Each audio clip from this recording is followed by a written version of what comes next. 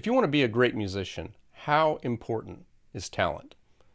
This is a question that I asked and shared a pretty strong opinion on in a very early episode of this podcast back in January of 2023. I've thought about it a lot since then, and I still have some of those same opinions, but I have changed my mind quite a bit on a few things. So I think it's time to revisit this idea of talent, and we're going to do that next.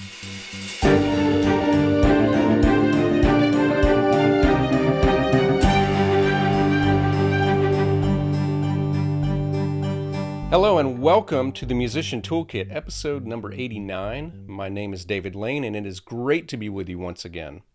All right, after 5 episodes in a row of talking about the 4 core performance skills, we're not completely done with the topic. I do plan to come back at some point this fall, probably as soon as maybe 4 or 5 weeks from now. But at some point this fall, I will come back to that topic just to address it again.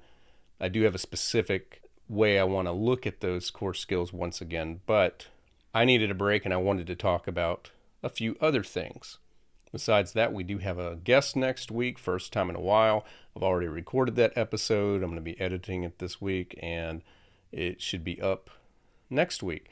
So for this week, I wanted to come back to a topic that has been on my mind. And before I get to that, I just wanted to say a special welcome to all of you. Of course, no matter where you're listening to this podcast, I value the feedback I get from listeners all over the world who come to this podcast in a variety of ways. This month has seen really kind of an exponential growth on YouTube. This past month, for the first time ever, more than 50% of the total listens, views, whatever you want to call it, came from YouTube. And I'm just taking time to point this out because if you are on YouTube on this podcast, you'll actually see me talking today. I often record the video for these episodes just so that I can extract a clip for a YouTube short, a TikTok video, or an Instagram, Facebook reel, just to use as like an excerpt, a promo clip for each episode. But the first 30 episodes of this podcast, I did use video, and I didn't have a very large YouTube audience at the time. But that audience has grown, and part of that is because I've started posting things on YouTube that are not just the podcast, but I've been pleasantly surprised how many people from those videos have come to explore this podcast. So I wanted to say a special welcome to you, and if you just listen to the podcast, I am more than happy with that. I do not expect you to come see my bald face speaking to a camera, because I'm not sure that I as a listener would want to do that. But some of you do value seeing the person speaking, and I want to at least try that. Now, the one thing I want to say is no promises from episode to episode. There may be times where it may be audio only. I might have a guest every now and then that really, I want to talk to them, but they may not want to be seen on video. And, and it's just one more thing that can go wrong. The audio could be great, but, the video quality is not so good. So I would say don't expect it every time, but I am going to make an effort to come back to this.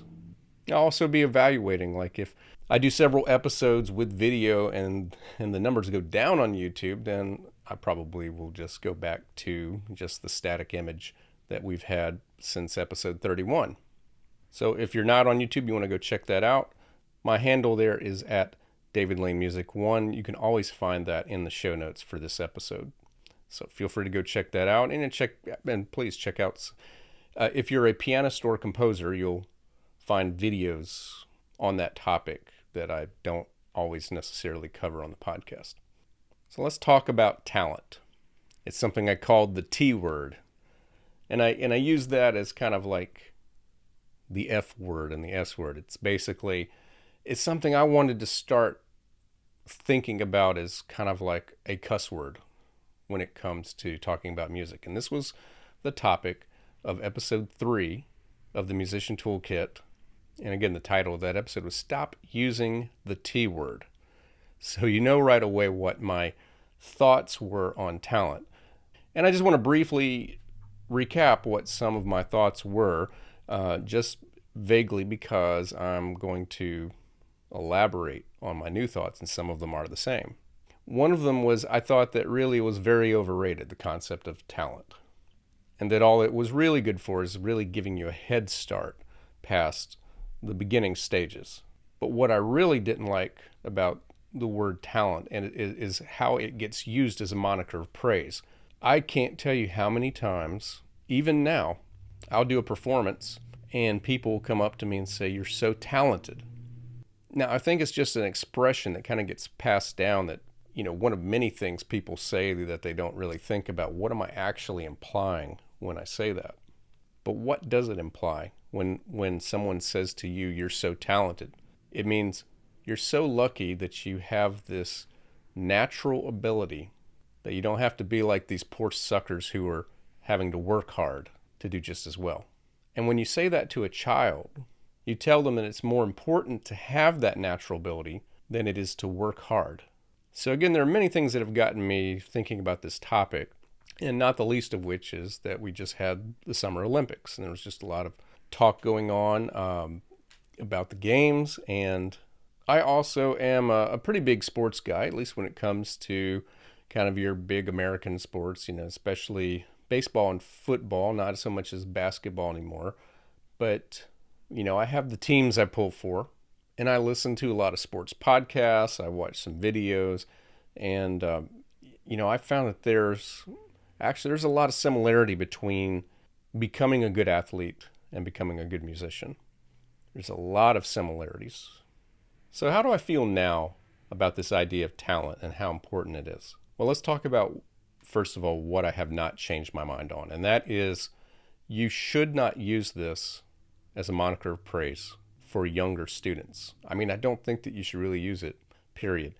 Talent is something to discuss, but it's not something that you should make someone feel good or bad about, depending on how much of it you think they have. So when you say something to a child after their recital, like, "Oh, you're so talented," the things I said before that I still believe is the case is it's implied in that you are first and foremost praising their natural ability, which also means that second, you are ignoring the effort that they spent in preparing for this performance. You're not praising that effort, you're praising the ability. And then the third thing, you are placing a higher value on things that come easy rather than things that occur through hard work. Because one of the things that genuinely talented people have in common is that it is pretty easy early on. But then one of several things can happen. Eventually there's going to come a point where if there's a competitive nature, like if you're trying to win a chair in an orchestra, or if you're trying to make it as a band, if you're trying to win a competition as a composer, win a competition, a concerto competition as an instrumentalist, whatever it is, if there's a competitive nature, well, very often, if you're talented, you tend to do really well because you're playing with a bunch of, I should say, you're playing with and against a bunch of people your age that are there for the experience. So you can be talented, and unless you live in a large city where you get a lot of other talented people in there by comparison, you may not realize that there are lots of other people like you that are just as talented. But some of them are working harder, and we're going to come back to that in just a moment. So what happens when you face adversity? What happens when you finally start to learn music that you can't just sight read, or you can't just listen to someone play it and then you repeat it back? So what happens when you get to that threshold where you actually have to practice now? And what happens when it doesn't go as well as you thought? When now it's not as fun anymore. It doesn't seem like it's as fun because it's work now. Well, if what you've come to hang your hat on is, well, at least I'm talented, that will only go so far. And sometimes you can realize at some point, you can ask yourself, well, people have always told me I'm talented, but I guess I'm not talented enough. And that's because talent isn't everything. So before I get to what I've changed my mind about when it comes to talent, I want to stick with this whole idea that we need to stop saying to young musicians, "You're so talented," after a performance. I think it just kind of comes off the tip of the tongue when you see someone like that did a really good job on a performance, even if you said it your whole life, you don't just say it to young musicians, you say it to professional artists. So I just want to reiterate some of the things that you could say instead. This is a new script. Someone plays a piece really well, no matter what the age, and you see them afterwards. You shake their hands or you fist bump, in the post-COVID world or whatever. You could say, wow, you must have put in a lot of work to be able to play that well. You could say, congratulations, I know you earned such a great performance. Or if it's someone you've known for a while, you can say, wow, you've come such a long way. Keep up the good work. So you notice what all three of those things have in common. Praises the effort. Talent comes in various sizes, but effort is something that you can control. And it's something that whoever you're trying to mentor, it's something they can control. They cannot control what kind of ability they were born with. Okay, so what I have changed my mind about is this. Talent is definitely not a myth, and it does matter. And it matters more than just giving yourself an easy start at the beginning of learning something.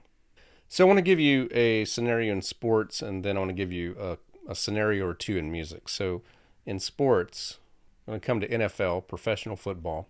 And I want you to think about, any team, but maybe a good team, but the worst player on that team, the one who there has to be an injury or a suspension before this player gets to see the field, or maybe they only get to see the field if there's a blowout involved, like either that the team they're on is winning big or they're losing big. It's just someone who they're never going to start for the team. So for better or worse, I pull for the Jacksonville Jaguars. It could be someone who is maybe just a practice player. That's another, someone who's basically hired to be someone that the starters can practice against in preparation for their upcoming game. So you might think, as a casual fan, well, that guy isn't very good, is he? But it's all relative to the competition. The guy we're talking about that probably isn't very good, he was probably one of the best players on his college team, and that's why he got drafted to the NFL. Now, if he's one of the worst players in the NFL, he might not have been a star, but he was probably very good, probably an all-conference, maybe all-American type player. Now, go back a little bit further. If he was an all-conference type player in college, he probably dominated high school. He probably was leagues above everybody else in middle school and elementary school. Similarly in music, I want you to think about the back row violinist of an orchestra. By the way, if you're not familiar with orchestral hierarchy, first chair goes to who the administration believes is the best player of that instrument. In your winds and brass, you're talking about, for the most part, 3 or 4 players per instrument. On something like the tuba, you're talking about 1, sometimes 2. But when it comes to violins, especially in your large orchestras, you could have well more than a dozen firsts, well more than a dozen seconds. So what about someone who's maybe on second violin and they're in the back row? So the front row is where you have like your concert master, your associate concert master, and so forth. So what about you've got a violinist on the back row, but it is a world-class orchestra. And what I mean by that, so no one will take offense if you are a professional in an orchestra, is, pretty much ask this. If you're a professional in an orchestra, is that a part-time or a full-time gig?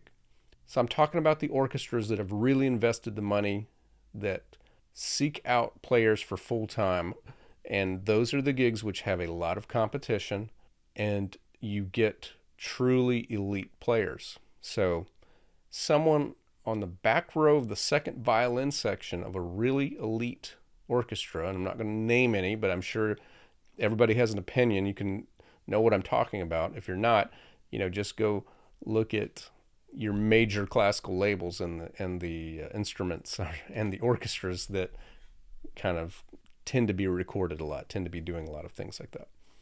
That back row second violinist, if they were to audition for a more local regional professional orchestra, like maybe some of the ones that are near where I live that have very good players, well, that player is probably going to be in the front row. They are probably going to be one of the top 2 or 3 players of their section, and they may have gone to first violin. Well, if we go back even further, probably from college and earlier, they were the concert master. They were the best player in their section, the most accomplished. I know somebody, I won't say who, how they're connected to me, but they were in Little League Baseball as a pitcher when they threw a no-hitter. Their stuff was really good, and in my mind, it was major league good, but I didn't have a lot of experience. I haven't been around a lot of middle league baseball players to know like how good one person is from another. But this person, he was pretty much a star pitcher for Little League. When he got to high school, he wasn't the star, but he was very good. And then when he went to college, it took about, I might be wrong, it might have been 2, but I think it was 3 colleges before he found a team that would even let him play on the field and give him a chance to develop. And after college, he went to some camps, he tried to go further before he just decided, I don't have the combination of skill, experience, and drive that I need to go any further. So I thought, this person I know is going to be a major leaguer. They didn't have the talent experience combination that it was needed to even do well in college. So sometimes you might be a musician and you're in a small town and your first chair in your band, I was going to say orchestra, but if it's a small town, you probably don't have an orchestra. But maybe I'm wrong on that. That certainly could be a stereotype. In the South, we have a lot of bands, not a whole lot of orchestras in the smaller towns. So you could be first chair all through middle school, all through high school. And then, a couple things could happen. You could go to a small college and still do pretty well, maybe your first or second chair. And then you venture into the professional world and it's a big slap in the face. You're way behind because you haven't been around much competition of just how much more accomplished other musicians are in this area. Or back to the whole idea of high school, you were first chair and you go to a big college, and that's where you find out, wow, there are a lot of really other good musicians. This happened to my friend Aaron Gandy, who was a guest on my other podcast, Life in the Pit. He's now doing very well. He's an arranger in New York. He's worked with actors, actresses like Jim Dale and Glenn Close. He was the best trumpet player I knew in my high school in the years that I was there. And he said on my interview on Life in the Pit that when he got to Florida State University, which has, a lot of trumpet players, he kind of realized that there were just some things that he couldn't do and that he determined he wasn't going to have time to do that. He wasn't going to have time to come up to that level, time or the energy. It's like he wasn't going to have that thing that he was missing to put him on a competitive edge to be the kind of trumpet player that he really wanted to be if this was something he was going to do for a living. So he, after 1 year, changed majors. He changed it to theater. Or I don't think he became a theater major, but he switched his emphasis to theater, which had smaller competition, and it was something that he was able to nurture. So what I think now, and this is something that I've never really been comfortable saying before, is that while I've always thought that a sufficient amount of talent is needed to get you past the beginning stages in an easier manner, you also need a good bit of talent, of natural ability, to get to certain levels of musicianship, whether that be as a performer or a composer. If you don't have a certain amount of talent, there's going to be a ceiling on how far you can go. Because while you can control your effort, you can't add the time that you have to a day. You can't add the time that you have to a week. The way that you overcome a lack of talent is by working harder and by working longer to achieve the same thing that someone with talent is going to be able to achieve. But unless you are sponsored, independently wealthy, and don't have to work, well, you're having to do this when you're not working, or you're having to do this when you're not in school, you're not in class, and you're not doing homework for other classes. Unless you are a professional performer, you don't have 8 to 10 hours a day to practice. But that's what you have to have if you don't have the talent that makes so many things seem easy to get you to that point to where you don't have to practice as much to keep making progress. Now, why did I resist this opinion for so long? Why have I told people for decades that talent is overrated? You don't really need it. You can accomplish anything you want. Well, a lot of it has to do with and it's not like I wanted to deceive anybody or even deceive myself, but we tell ourselves things we want to believe when they're in our best interest. And my best interest as a music teacher, as a private music teacher, is to encourage anybody. You can be a musician. This is especially something that I would say in the days when I had double-digit vacancies and I was trying to fill them up. I wanted to encourage anybody and everybody to be a musician. And you know what? That hasn't changed.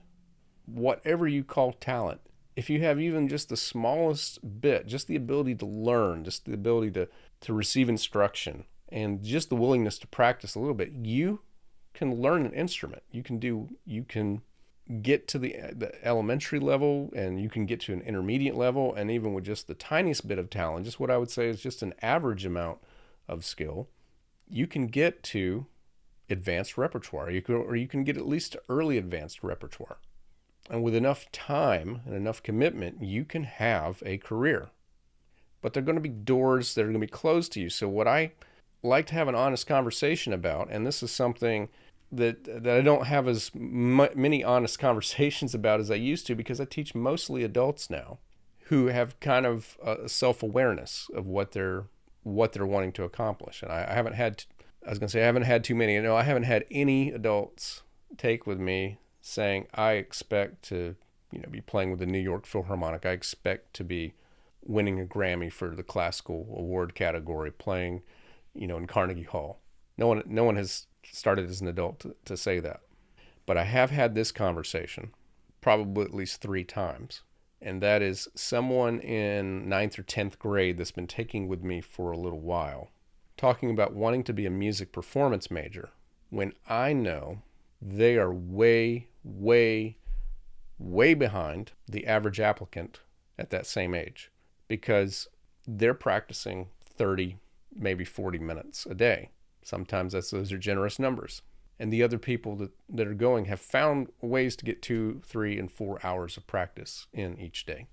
And they may have also been in situations where they've gone to a lot of summer camps, and they put themselves in situations where they've been around other people who are just as driven and similarly talented, and maybe more driven, more talented. It kind of shows you where you are when you get around a bigger pond. So I think it's important as teachers that we are very forthcoming about expectations of what's possible. Now, you can't know when you just get started, but I think the idea of, if you're a teacher, having a quarterly or semi-annual evaluation with the student, with the parents, being honest, how are things going? How do you see what's possible if they were to keep going? Because, a parent needs to know this, because parents are the biggest fans of their children most of the time. And they need to know, is their child someone who could, with the continued training and the right practice routine, that could get to that point to where they will be an elite musician with all kinds of opportunities? And if you are a music student, you need to seek that from your teacher. You need to ask them to be honest. And if they won't be honest, you don't have the right teacher. You have a teacher that is more interested in keeping their roster full with a paying student than they are of being honest with you about where you are and what is possible. Now, in fairness to them, they may be like me and not be aware of this, that's part of the motivation, because that has been, the case with me in the past. And they may not want to be honest, and they may suppress that, and they may tell you more of what you want to hear and less of what you need to hear. So if this at all seems a little depressing, I want to reiterate something that I just said a moment ago, and that is that you don't need talent. You don't need much talent, or what people would even classify as talent, to become a good musician. You don't even need that much talent to be a professional. You need enough talent, though, at a certain point to keep going, because otherwise you will reach a threshold, reach a ceiling that is pretty firm and where you're going to be lacking in the resources to keep going. And again, those resources, so that's the thing. I want to come back to this just a moment. So talent is part of the equation. It's not all of the equation. The other is time and commitment. You have to have the time, but you also have to be committed to that time, and you have to have a plan of how to practice, of how to get better, and you have to keep doing it even when things don't seem like they're going well. If you make the time, if you have the commitment, if you practice, but you're lacking the talent, you're going to accomplish quite a bit. It's going to be so hard for you. It's just going to take longer than it does for someone else, and you're just going to feel like you're always behind. But something that the Olympic Games teaches all of us, it should remind you, as it does me every year, or every 4 years, every 2 years, the athletes that not just the ones that are qualifying, but the ones that are managing to make it to the gold, the silver, bronze medal stands after events, they are, let's just go ahead and say this. Everybody who's in the Olympic Games has talent. They had the talent to get to that level. The ones who are winning the medals, especially multiple medals, are the ones who have taken that talent and a razor sharp commitment and have invested in a lot of training, a lot of mentors, and have sacrificed not doing things other people their age were doing because they spent all of their free time trying to improve this one skill. And they were willing to do that for years. Now, again, you can do all that, not have the talent, and you'll be very good locally, like in a community league, but you're not going to get to the Olympics. But you can also be very talented and not get to that place. This is something I've thought about as someone who likes sports. One of the teams I follow has a very good offensive line in football. And I was just hearing them go over like the starters, like the average starter was 6'4", 320 pounds. So I was like the average one. And there's some that are taller, some that are a little shorter, some that weigh more, some that weigh less, but that's the average. And if you kind of say that that's the average person, well, you're probably not going to be on that offensive line if you are shorter than that, and if you weigh less than that. I am shorter than that, and I weigh way less than that. So there is no chance that I would be able to do that. But it kind of got me thinking, if you are 6'4", 310 pounds, and you can move really fast, and you can move well, and you have the traits they call a wingspan, but you just say, I'm not interested. I'm not interested in football. I'm not interested in sports. It's an interesting experiment, but is that bad for society? I mean, if society values professional sports as another type of entertainment, do you have an obligation to pursue where your talents are? That's a whole other discussion, and this would be a very long episode if I explored it. But it is something that has crossed my mind before. If you have a natural talent for an instrument, should you pursue it? And I've asked myself that quite a bit because I had a natural talent for the piano. I did not like to practice. Practice was a chore, and I think one of the reasons I teach practice more than any other subject when it comes to teaching piano, the reason I spend so much time on it is because I was not taught how to practice until I got to college. I was just told to practice. But I had the talent. I figured out pretty much anything I wanted to by ear. I could memorize like crazy. And, piano was probably one of the few things I did in my life that was just so easy. And that along with improvising, making up my own music, which, translated into composing later on. I think a lot of the reason that I chose music is that I felt like I was supposed to because these are easy skills. It wasn't in my case that this is the only thing I've ever wanted to do. It's something I knew I had the talent for.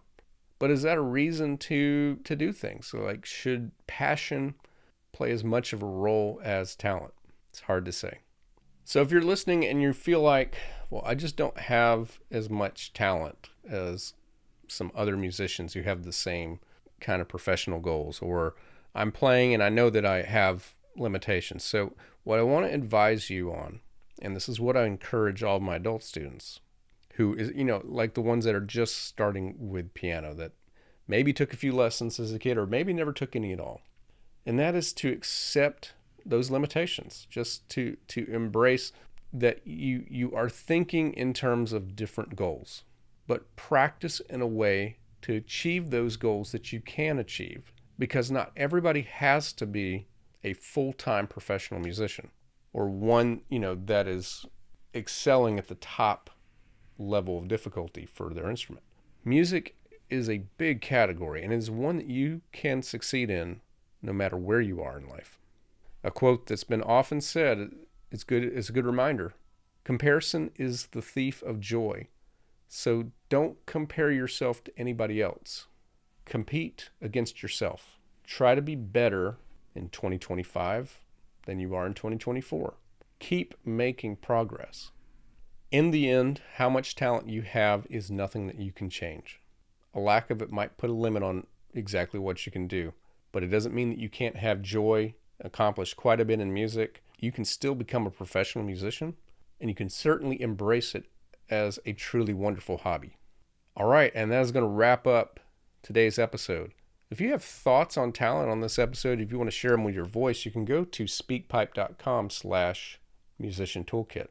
You can also share by going to my website. If you don't want to speak it, you just want to type it, go to my website at davidlanemusic.com.